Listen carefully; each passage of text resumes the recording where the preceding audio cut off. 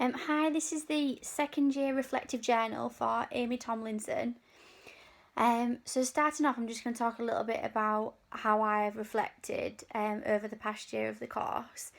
The reflection that I do tends to be fairly informal, mainly due just to time constraints. I'm doing the PGCE alongside a full-time job as well.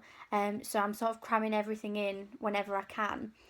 So the best times that I've found to reflect are when I'm in the car, when I'm just sort of sat eating lunch, or at any other quiet times throughout the day. During the first year of my PGCE, I had the idea to start writing a little bit of a diary.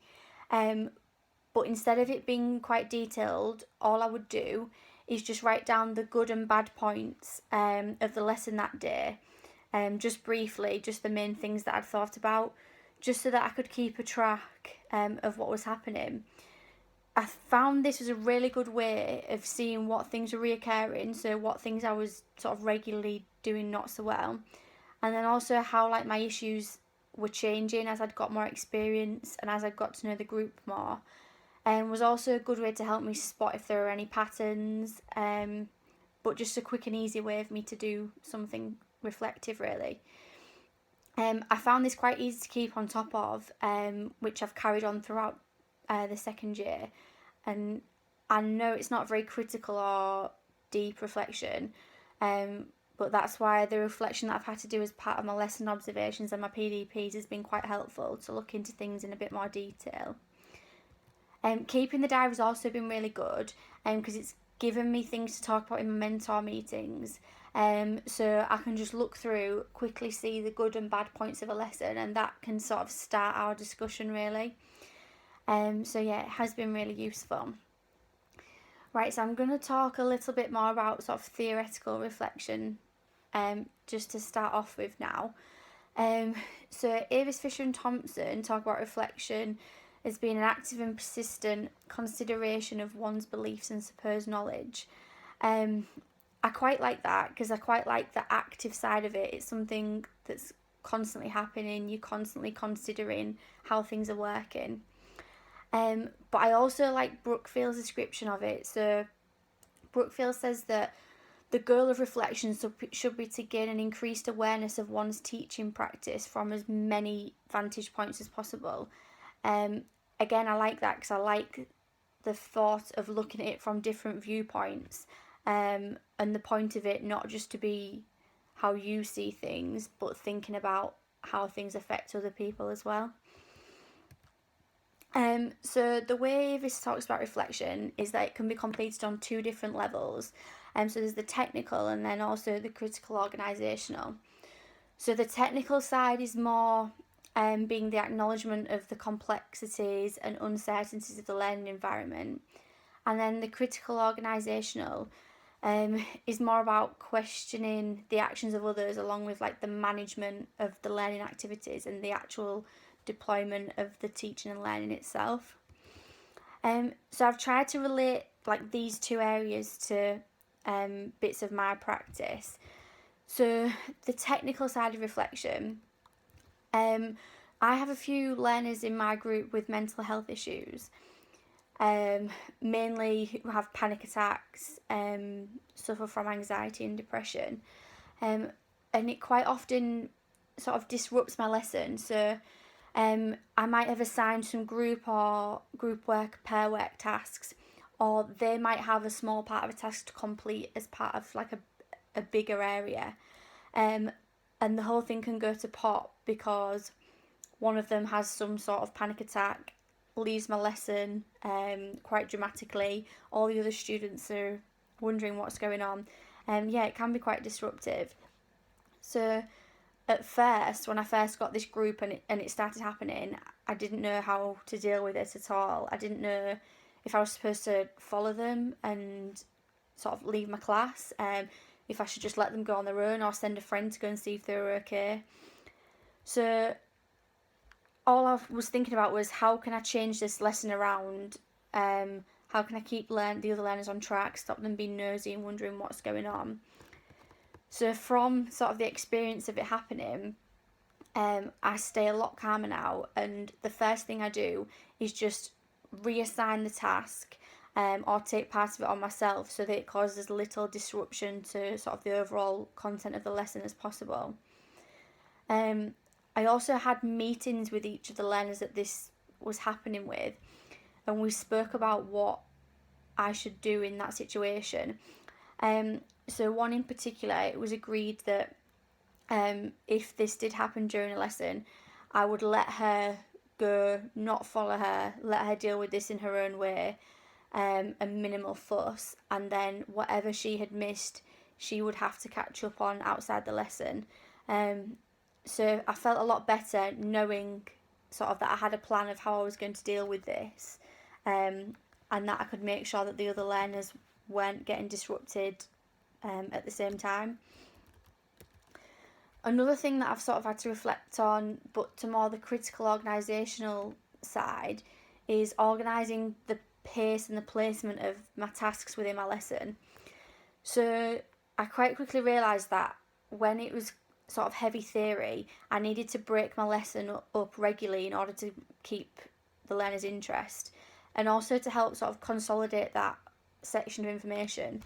So rather than teaching all the theory and then sort of doing a big task session at the end, I've now learned that I can do a small part, do a task, small part, do a task, and it works a lot better and keeps them a lot more engaged. The only problem with this is that I need to keep to my timings. I have to be quite strict, otherwise I can end up missing quite a lot out, or one task can overtake the lesson. But I've started to do this quite well just through thorough planning. So in my lesson plans, I really do think my timing's through well, and I've got a lot better at estimating how long a particular task will take. So it doesn't seem to be a problem, as much of a problem as it has been, which is really good. So just some other theoretical views on reflection. Brookfield's view looks at 4 different critical lenses to reflection.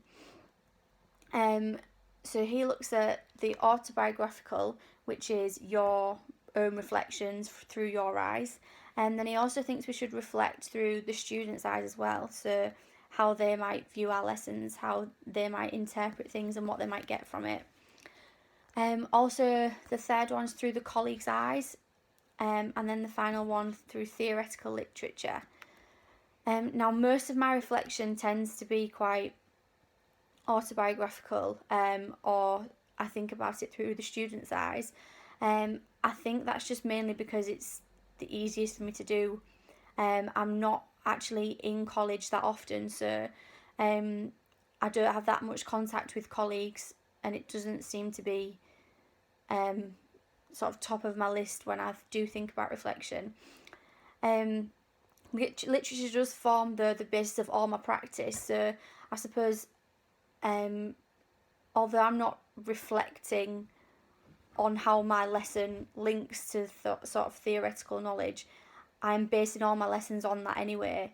So apart from the colleagues' eyes, I do think that in some way I do use all 3 of the other lenses where I can.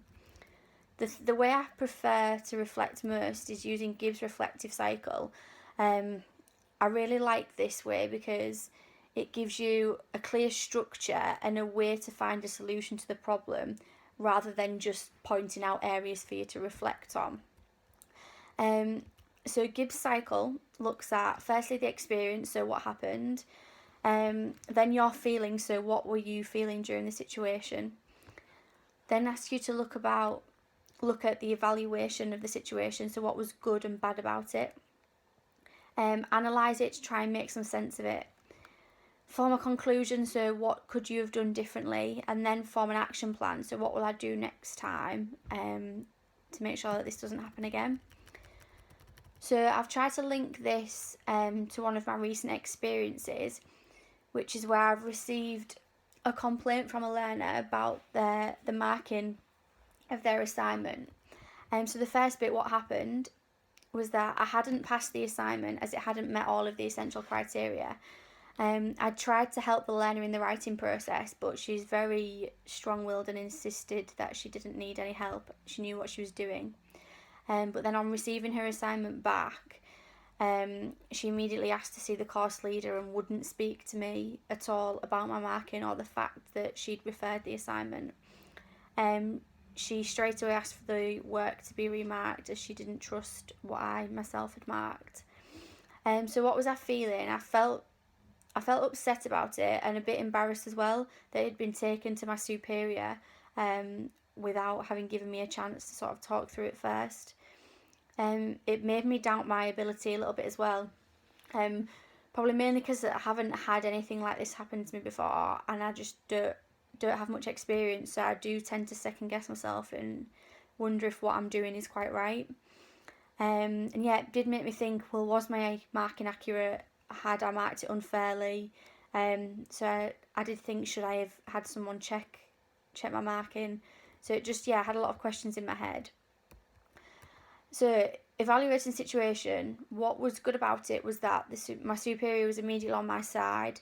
They trusted my work, trusted my marking, and reassured me that sort of they believed that I knew what I was doing and that it would be fine, which made me feel a lot better. But what was bad was that I couldn't get the learner to speak to me, so she was that annoyed about it that we couldn't sort of had an adult conversation, which then impacted on the rest of all my lessons until the work had been sent for moderation and came back. She was quite disruptive in my lessons. She wouldn't engage in any of my tasks. She was quite rude. And this had to go on for a couple of weeks until we got, again, the second mark back. So trying to make sense of the situation, I think this was only an issue for me because I hadn't experienced it before. Other tutors are exposed to disagreements with the learners on a daily basis, but I'm not, and I didn't quite know how to handle it. So in conclusion, after moderation, the learner had still referred the assignment, my marking had been all fine. I think in hindsight, I could have been more insistent that the learner needs to sit down with me and let me explain to them what sections needed to be reworked to help her understand, but at the time it just wasn't possible due to her negativity. So a bit of an action plan then. Next time I'll be more confident in my marking, definitely, and my ability, and not let that worry me. I think I'll also, if I'm unsure, I'll ask for help during the marking process from a colleague, just to make sure that I'm being fair, and also be a bit more detailed with my feedback, to make sure that when they do receive their assignments back, they fully understand where they've gone wrong and what bits they do need to work on.